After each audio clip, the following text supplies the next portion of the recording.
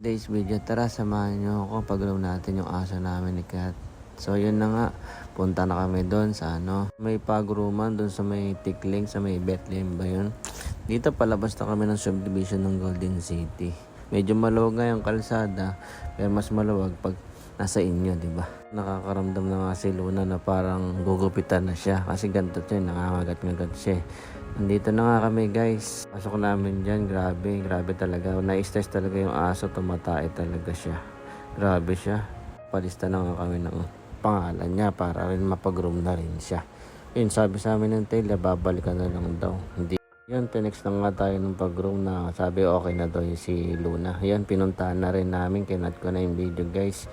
Kasi sabi ng groomer dito, nangangagat daw siya. Hindi masyadong naanuan yung kuko niya eh. So yun na nga at finally tapos na rin. So tingnan nyo naman yung resulta. Naging malungkot na naman siya. Thank you for watching.